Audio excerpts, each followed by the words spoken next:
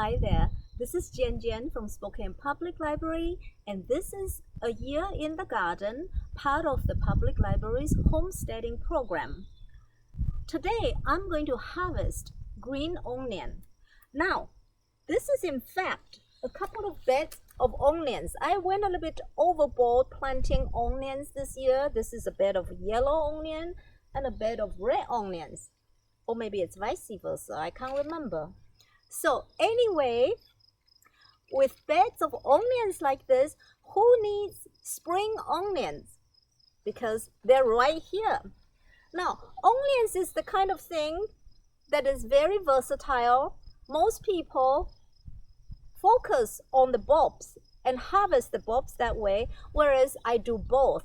I eat the top like this, and I eat the bottom. So today I'm going to show you how I preserve the top for the winter.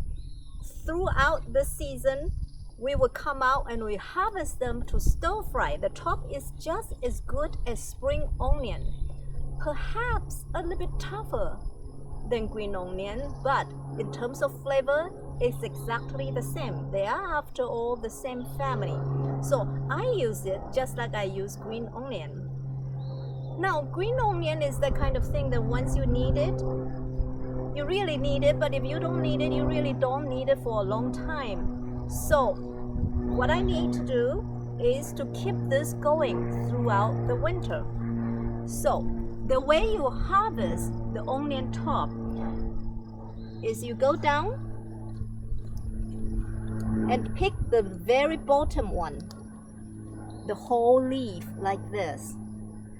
Instead of using a pair of scissors and cut it off like this, I'm going to take the whole leaf instead, because whole leaves like this, it will continue to photosynthesis and provide the bulb food to grow the bulbs bigger.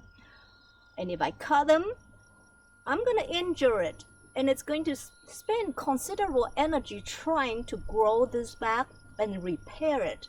So instead of doing that, instead of injuring the whole leaf, I will take the one bottom one, the whole leaf off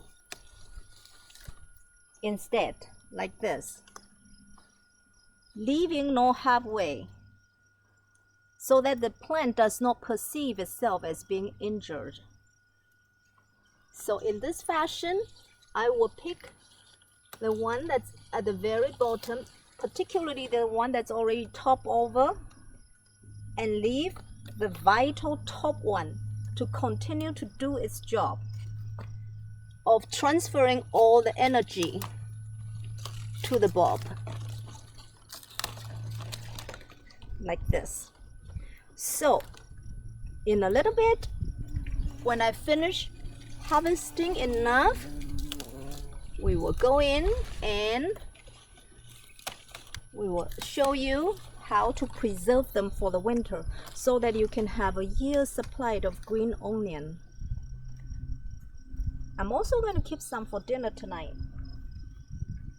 Tonight's dinner is stir-fried green onion with shrimps and snap peas. Okay, so I have harvested.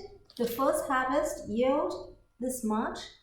And when you do that to an onion crop, you have just turned a single harvest, single yield crop into a multiple yield crop that you can enjoy throughout the summer, but not just for the fall and winter alone.